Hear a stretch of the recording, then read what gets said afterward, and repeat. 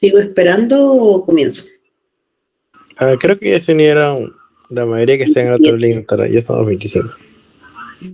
Ya la mitad, yes. Ok.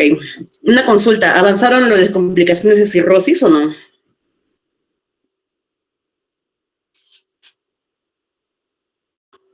Marco.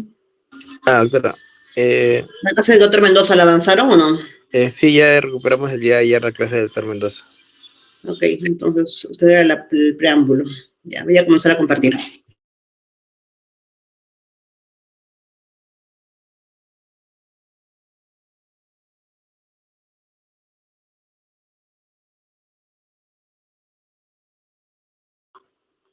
A ver.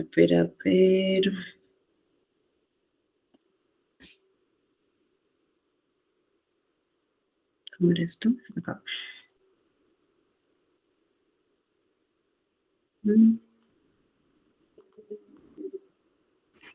Doctora, no se olvide grabar la clase. Ya está grabando ya hace rato. Sí, disculpe. Listo, compartir.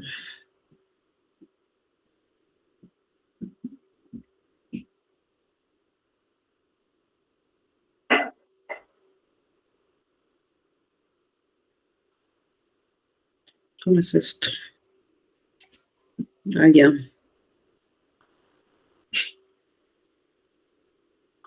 Pero no me sale.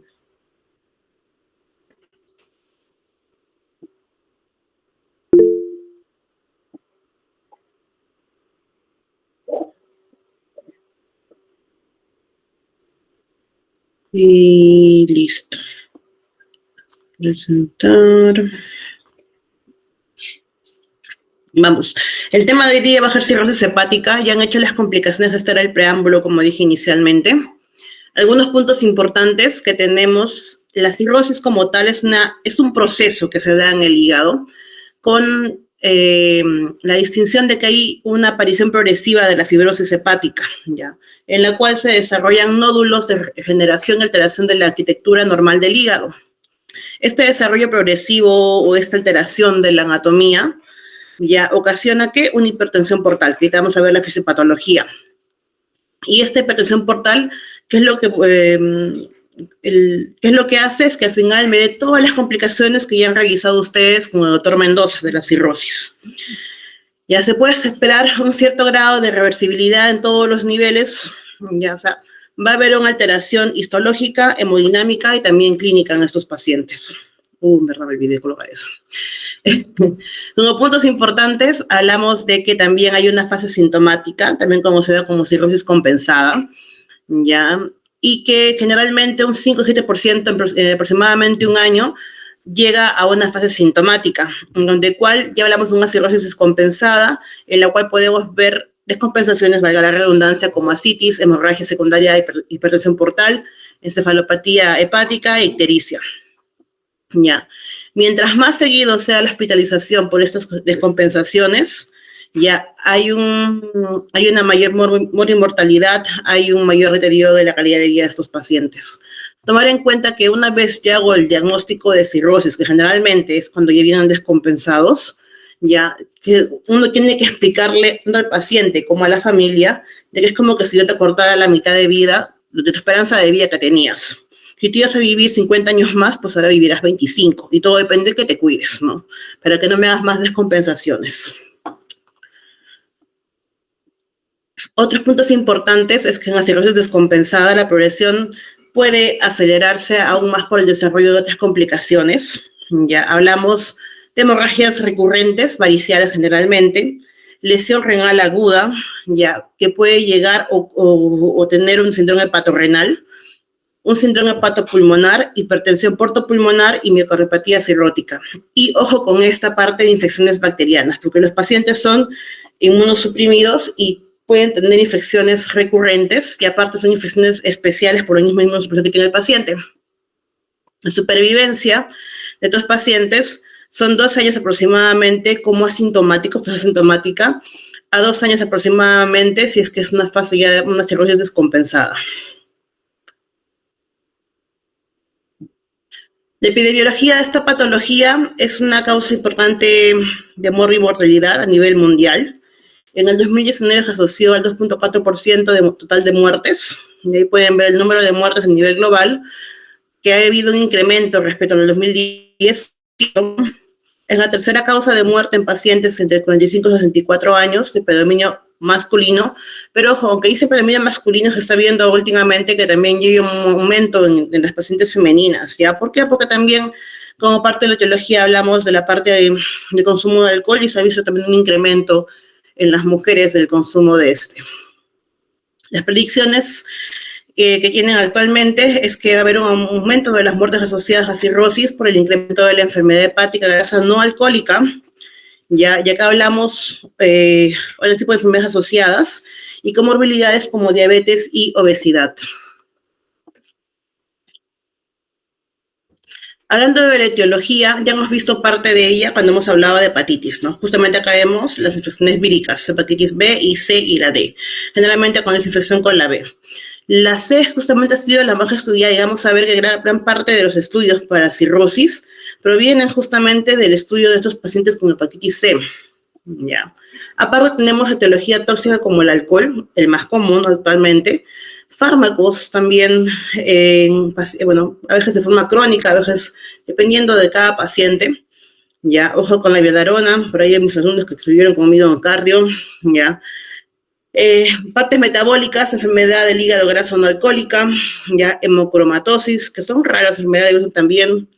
Y estas acá son bastante raras, ya, pero habría que siempre estudiarlo en el caso de que uno llegara a una etiología más común, por así decirlo. Autoinmunitaria es una hepatitis autoinmune, colangitis biliar primaria, colangitis esclerosante primaria. En la parte biliar, atresia biliar, estenosis biliares, neoplasias y vasculares, síndrome de Budd-Chiari, enfermedad veno-occlusiva, enfermedad hepática asociada a Fontan, bueno, también son bastante raras. Cirrosis cardíaca, que sí hemos tenido pacientes con ICC descompensada que han llegado a ser cirrosis cardíaca. Ya, y cirrosis criptogénica. De todas estas, el mecanismo del daño va a ser común generalmente, va a obedecer a la presencia de inflamación hepática crónica o de colestasis. ¿Ya? Van a producir un daño e inflamación de los hepatocitos, conduciendo a la activación de diversas estirpes celulares a nivel hepático. ¿Qué estirpes celulares? Ya tenemos la célula hepática estrellada, el fibroblasto portal, las células endoteliales sinusoidales. Entonces, hay se inicia un proceso anómalo de generación y depósito de matriz extracelular, así como una activación de la angiogénesis y remodelación de la vascularización preexistente. ¿Qué va a generar todo esto? Va a haber una alteración tanto del parénquima como de los vasos del hígado. ¿Ya? Y esto que lleva a que haya un incremento estático de la resistencia del flujo sanguíneo de la vena porta. Entonces, entramos un poco a la fisiopatología de esta enfermedad. Bueno, esto lo voy a explicar un poquito acá donde está la imagen.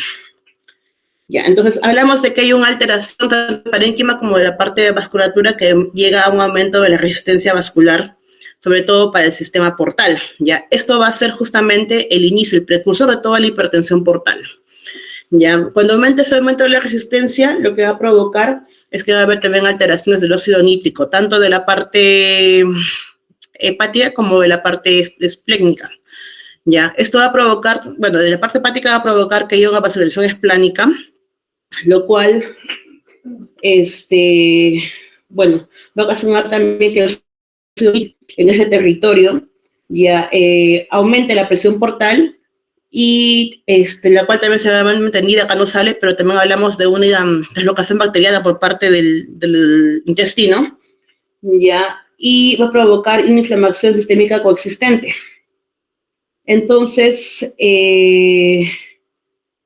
la suma de estos ya va a hacer provocar una vasodilatación en el flujo portal, ayuda, junto con el aumento de la resistencia intrahepática, responsable del desarrollo de la hipertensión portal, o sea, ambos para la hipertensión portal.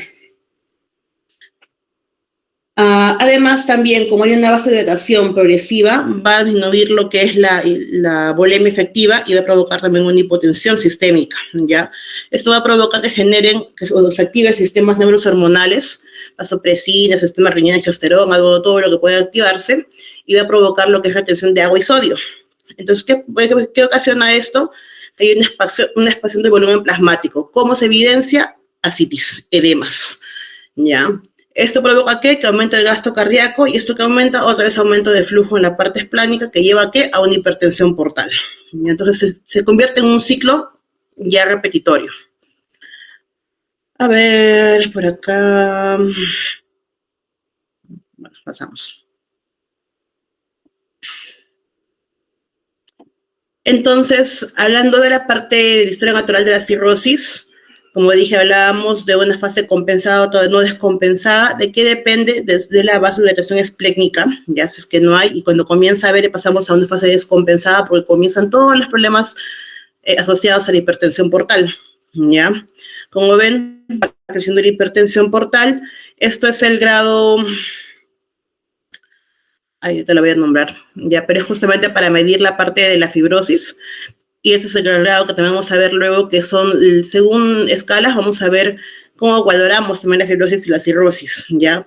Generalmente la parte histológica la ven por el metaviro, ¿ya? Y esto va a ser dinámico generalmente. En la fase descompensada ya vemos todas las complicaciones, como dije. Como manifestaciones clínicas tenemos la parte de acá arriba. Ya en sí la parte clínica es bastante variada, acá solo salen unas pequeñas partes. ¿Qué debemos buscar en estos pacientes? La ictericia, un eritema palmar, las uñas de Terry, acropaquías, ginecomastia, telangiectasias, ya, la cabeza de medusa, que rara vez la vemos, ya la he visto alguna vez nada más en mis pacientes, circulación colateral, que no lo sale ahí, pero es la más común. Ya, bueno, y los otros signos que también pueden encontrar, como digo, la clínica de la cirrosis es bastante variada. ¿Qué complicaciones pueden haber? Hipertensión portal con ascitis, hemorragia varicosa, y bueno, la parte cardiopulmonar, renal. Las más comunes que van a haber es la ascitis, edemas, encefalopatía, si por ahí está hepática, ya, hemorragia digestiva alta, ya. El síndrome hepatorrenal es raro, pero sí suele pasar en algunos pacientes, ya. Y los demás, bueno, pues alteración de la parte de la coagulación, todo lo que puede provocar trombocitopenia, prolongación del TP y NR, y bueno, bastantes complicaciones que tienen otros pacientes. Estadios clínicos como tal, acá estaba, justamente están definidos según la presencia de varices esofágicas y de descompensaciones. Ya hablábamos justo del gradiente de presión venosa hepática, que era lo que estaba en la otra imagen. Ya cuando supera mayor de los 10 milímetros de mercurio, ya hablamos de una hipertensión portal clínicamente significativa. Ya.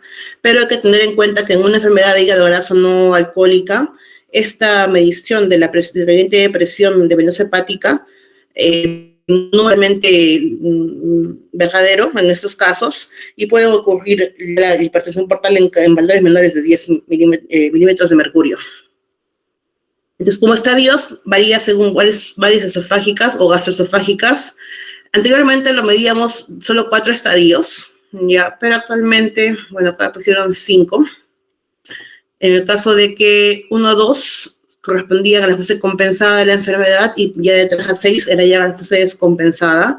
En la última literatura que he revisado, el 2024, he encontrado 6 estadios. 1 o 2, como dije, no, compensada, y de 3 a 6 ya fueron fases descompensadas. En el estadio 1 es compensada sin varices, ya se divide en un estadio 0, en donde generalmente todavía puede haber como un tratamiento para esta enfermedad, puede haber una reversión, siempre y cuando yo detecte cuál es el factor desencadenante y pueda suprimirlo, ¿ya? En el estadio 1 ya hablamos de que hay una alteración en el hígado, y comenzamos incluso a proponer como indicación el uso de beta bloqueadores, ¿ya? ¿Qué beta bloqueadores podemos dar? Generalmente está más estudiado ahora el carvedilol, porque antes era el propanolol, pero el propanolol bajaba muy rápido la frecuencia cardíaca. En el estadio 2 ya vemos que varices esofágicas. Hay una hipertensión portal clínicamente significativa, con un riesgo a los 5 años de sangrado varicial, ya del 8%. y de muerte previa al desarrollo de descompensación al 10%. El objetivo nuevamente los beta bloqueadores, ya en la fase 3 hay una descompensación ya por hemorragia digestiva, por hipertensión portal, tienen un mejor pronóstico que los pacientes con ascitis sin sangrado, ya, y acá hay mortalidad a los 5 años, sí que no hay otras descompensaciones. Ya. En el estadio 4, ya cuando hay una descompensación diferente a la hemorragia varicial, incluiría generalmente la ascitis, encefalopatía hepática o ictericia obstructiva, y mortalidad de estos pacientes es a los 5 años del 25%. En el estadio 5, desarrolla una nueva descompensación tras un primer episodio de descompensación, ya, y se regala la mayoría presentando sus complicaciones antes de fallecer. Descompensación más frecuentes, varices y ascitis, ya, y acá ya aumentó la mortalidad 88% a los 5 años. Y la cirrosis descompensada ya en estadio avanzado terminal. Hay una difusión multiorgánica, ya puede haber ascitis refractaria, que espero que la hayan revisado en las complicaciones. Puede estar asociada a infecciones, encefalopatía, ictericia persistentes, fallo renal, circulatorio, respiratorio, y la mortalidad al año es 80% aproximadamente. Como ven ustedes, más descompensaciones, más mortalidad en estos pacientes. Hay una guía que justamente solo para cirrosis, ya la última es del 2023, que definen, esta es la falla hepática crónica sobreaguda, que es una forma grave de descompensación. Por ejemplo, los que vieron, o el paciente que estaba en emergencia, un paciente con antecedente de alcoholismo crónico con cirrosis, que estaba haciendo una hepatitis alcohólica, ya. Como ven, es una forma grave de descompensación en la cual hay fallo, al menos en uno de los 6 principales sistemas, ya, hepático, de coagulación, renal, cerebral, circulatorio y respiratorio. En ese caso, el paciente tenía una alteración cerebral, porque estaba con una disartria, había alteración del estado de conciencia. Ya me hizo, creo, también falla renal, si mal no recuerdo, porque hablábamos de una rhabdomiólisis. Ya me hizo también, creo, problema circulatorio, me parece que estaba con hipotensión, ya, y de coagulación también, porque estaba con plaquetopenia, creo, y TP prolongado. Ya. Y bueno, y por una inflamación sistémica que puede haber sido inducida por precipitantes intrahepáticos o extrahepáticos. Los principales desencadenantes en nuestro medio son las infecciones bacterianas y la hepatitis aguda alcohólica. Ahí está. Aunque generalmente, en el 5% de los casos, no se logra identificar una causa específica de esta falla aguda crónica. Entonces, nuevamente, la cirrosis puede ser una enfermedad irreversible. Ya hay varios estudios ya que se han estudiado para ver si había algún tipo de regresión de la fibrosis, ya.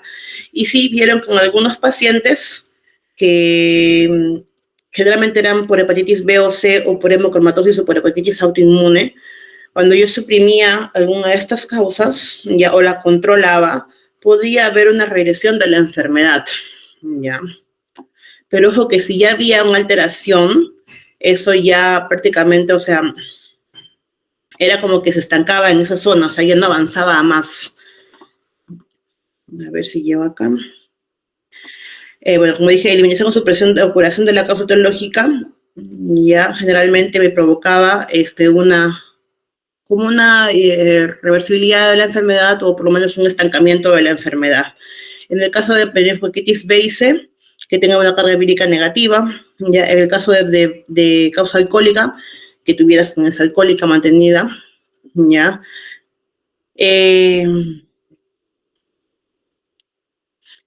Cuando también se consideraba cuando había una resolución de la citis, ya, sí, generalmente para mis estudios para la citis se maneja con diuréticos, ya, y en caso de encefalopatía, la lactulosa o la rifaximin en último caso, ya, en este caso si es que no había resolución sin estos medicamentos, pues se podría decir que había una reversibilidad de la enfermedad. Ya, y mejorías estables de las pruebas de función hepática, ya sea como albúmina, el TPNR, la bilirruina y transaminasas. Y nuevamente es necesario destacar que la regresión de la fibrosis puede no acompañarse de la resolución de hipertensión portal, ¿ya? Ni de los mecanismos moleculares involucrados en la hepatocarcinogénesis, por lo que se recomendaba individualizar la necesidad de continuar con los beta bloqueadores y el cribado de hepatocarcinoma en estos pacientes. Entonces, ya hablando un poquito más de lo que es el diagnóstico de esta enfermedad, ¿ya? ¿Qué es lo que tengo que buscar en estos pacientes? ¿Ya? Primero, buscar factores de riesgo. Hay consumo de alcohol, que es lo más común. Hay comorbilidades como diabetes, como obesidad. ¿Ya? Hay un hallazgo. Esta parte es cuando es un paciente que viene con, o sea, asintomático, un control rutinario, por así decirlo. Entonces, yo busco esos factores de riesgo. Si hay un hallazgo casual en alteración, sobre todo de perfil hepático, trombocitopenia, hipoalbuminemia, alteración de la coagulación, y si por ahí veo alguno, pedirle siempre una prueba de imagen, hallazgos sugestivos, una hepatopatía crónica en otros hallazgos de imagen, ya. La idea en sí es justamente diagnosticar a los pacientes asintomáticos, que es la prueba más difícil, creo, antes de que llegue a la fase descompensada, como ven, ya me traen todas las complicaciones y la mortalidad alta. Ya.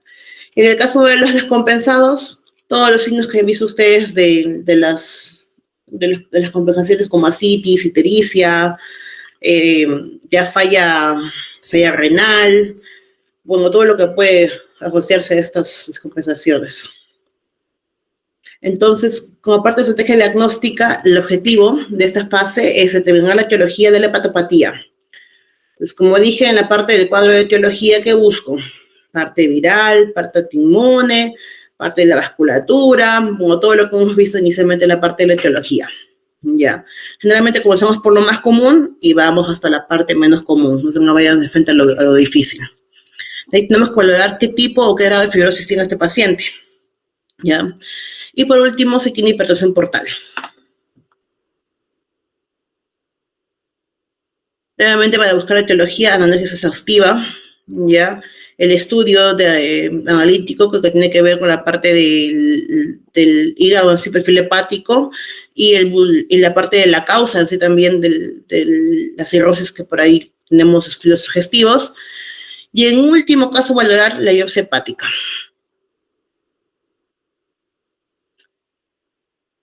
El grado de valoración de fibrosis, valoración de grado de fibrosis, ya, es igual estándar para el diagnóstico, es la biopsia hepática. Ya, pero al ser un método bastante invasivo, ya, ha habido estudios en los cuales han buscado no ser tan agresivos con otros pacientes porque ya ven que tienen una alteración sistémica, ya. Entonces, hablamos ya con una escala que es la de Metavir, que hablamos de pacientes con fibrosis significativa del F2 al F4 y sin fibrosis del F0 al F1 con mínima fibrosis. Y justamente este es el Metavir, que también fue un estudio, fue una clasificación hecha generalmente en base de los pacientes con virus hepatitis C, como lo nombré en mi clase. Como pueden ver, se ha dividido del F0 al F4. ¿Dónde estoy? Ya, este sistema de clasificación semicuantitativa consiste en un puntaje de actividad y un puntaje de fibrosis. Ya, por lo general, se considera que los pacientes tienen fibrosis significativa si el puntaje es mayor a F2. Esto es justamente lo que busca la parte del Metavir. Ya, vemos, por ejemplo, en el primer cuadro F1, que es una fibrosis portal sin septos, en la 2 con ocasionales septos, en A3 más septos, y el F4 ya es una cirrosis establecida.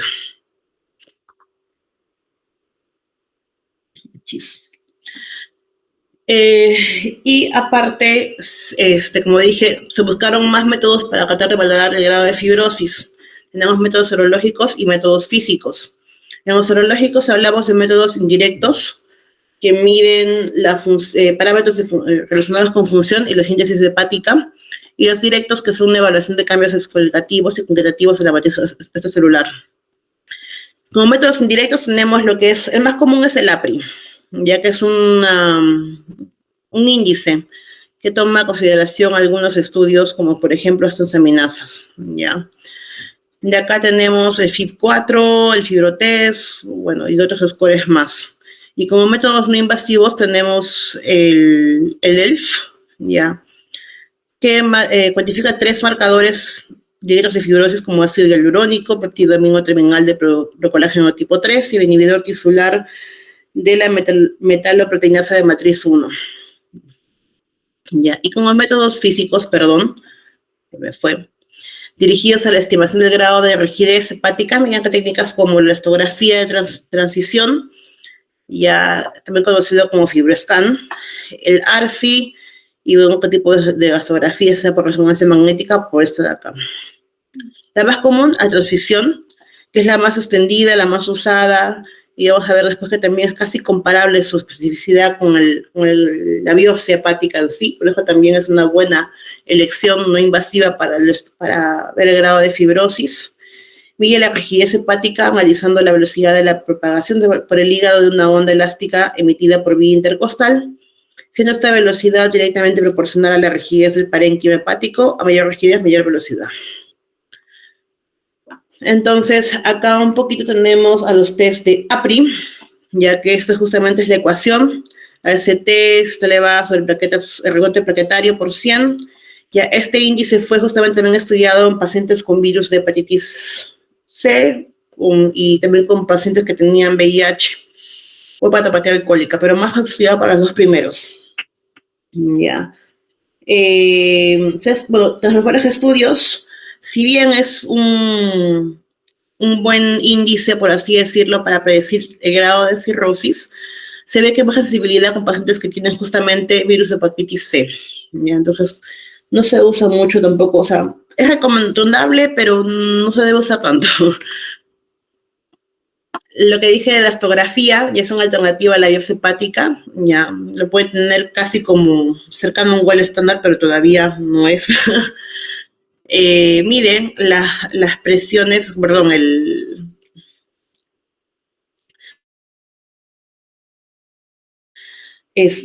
mide ay, se me pasó.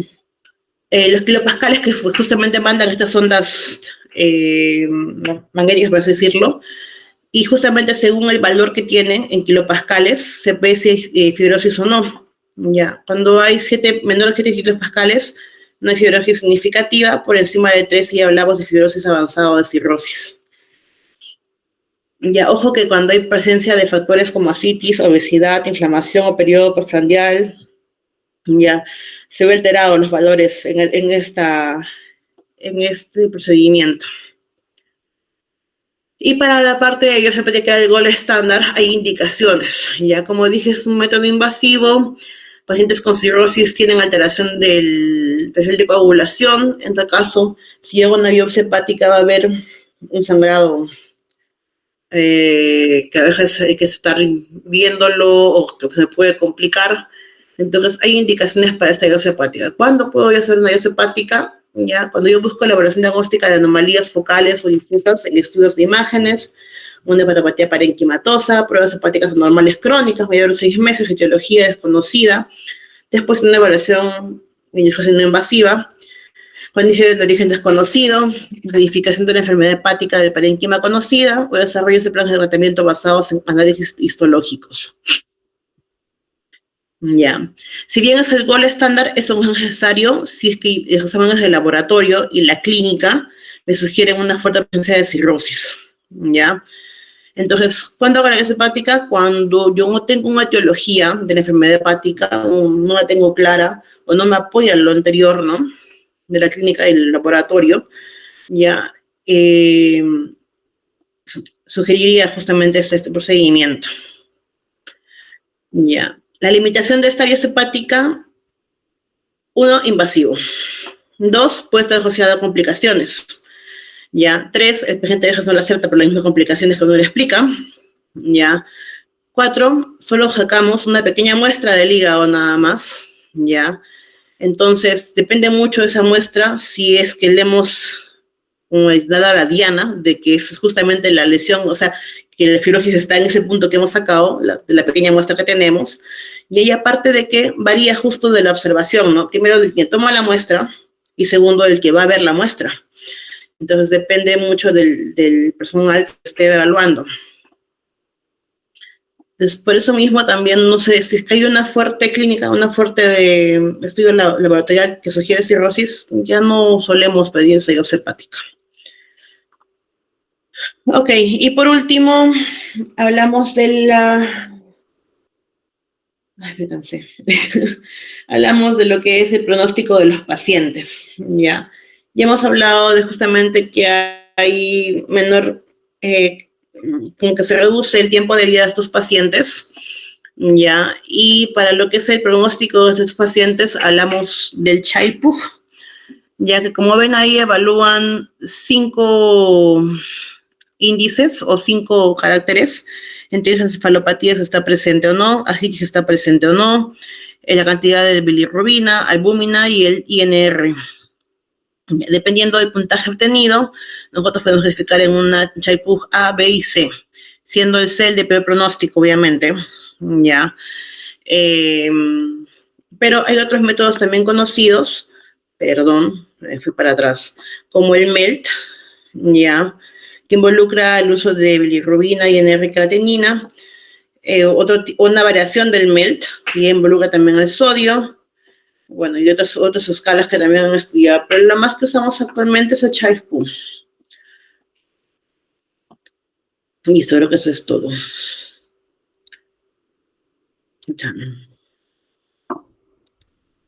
Ya, chicos, respecto a lo que han tenido de complicaciones, ¿tienen alguna duda? Creo que no, doctora. No, pero mire, no me preguntan nada de la terapéutica y no lo he colocado. Como parte de la terapéutica, ya tener en cuenta primero la dieta. ¿Qué dieta le voy a dar a este paciente? Déjame preguntar a ustedes porque ya han visto pacientes con cirrosis. ¿Cuál es la dieta para estos pacientes con cirrosis? Baja en proteínas. ¿Y por qué? Si ellos están con proteínas bajas.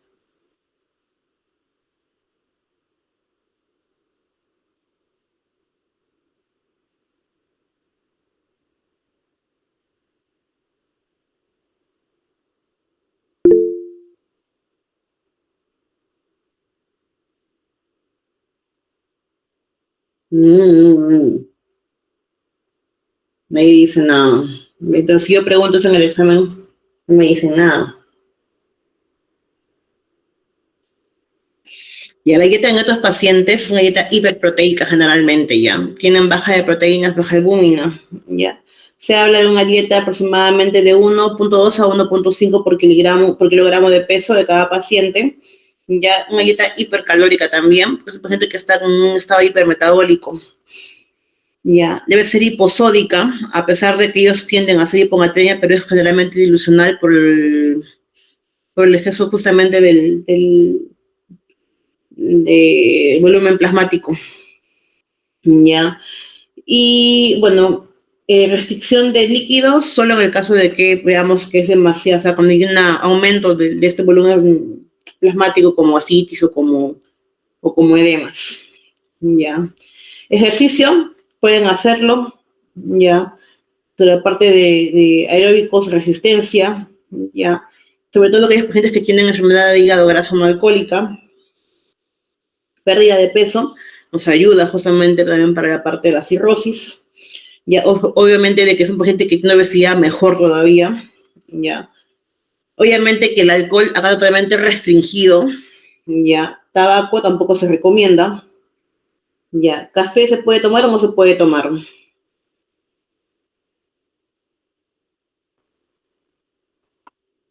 No, doctora.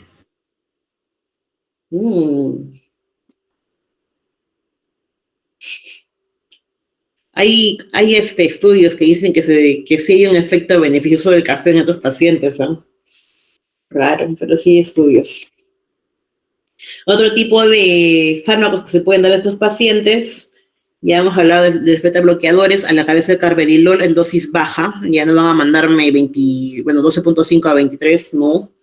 Son dosis mínimas que hay que dar al paciente y evaluar siempre frecuencia cardíaca por si me hace una bradicardia adversa.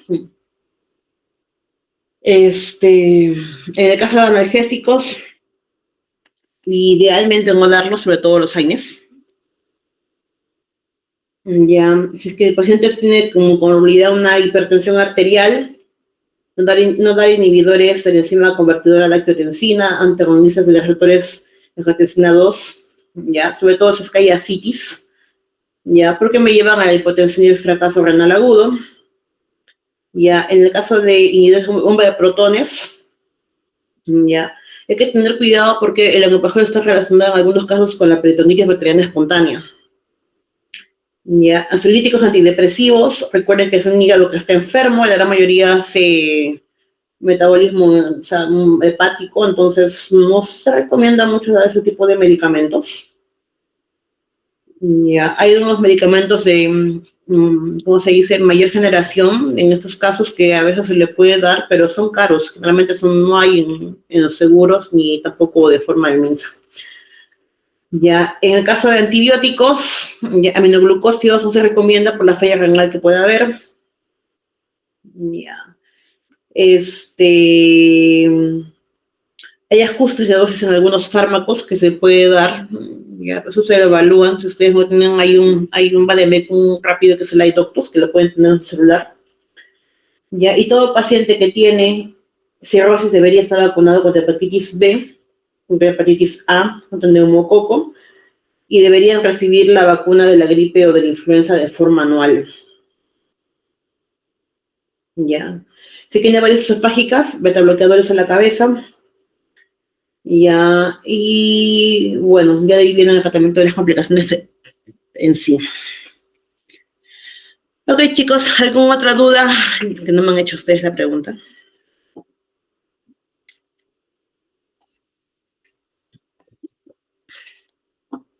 Ya, son de unas preguntas. Terminé rápido. Nada, ya, chicos, entonces eso sería todo por hoy.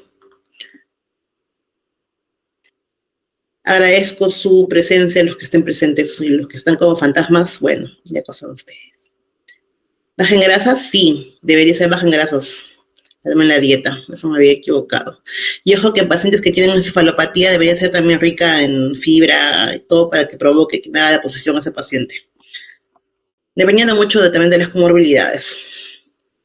Ya, chicos, ¿alguna duda más? Creo que no, doctora. Ya, listo. Nos vemos. Hasta luego, doctora. Hasta luego, doctora. Hasta luego, doctora. Hasta luego, doctora.